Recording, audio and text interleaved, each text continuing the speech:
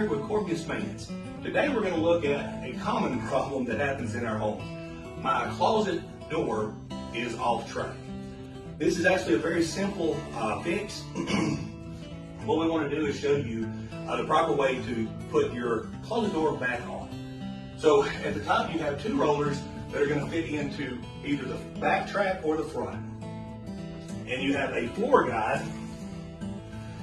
that once it's installed is going to keep it from going inside or out. As long as your rollers are not broken, you will simply take the door and at an angle, you will attach the rollers into the track and then allow it to self-level. Now, once you've done that, you want to test to make sure that it is going side to side properly, and then you will reinstall your floor guide. Your floor guide is held in place with two screws. You can place it on the back one first, and then you will align with the second one, and then you will put your screw in from there.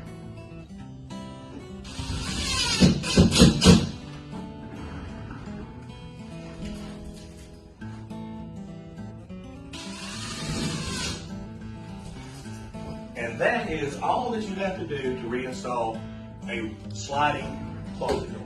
If you have any questions about it or you're not comfortable doing it yourself, by all means, give our neighborhood center a call.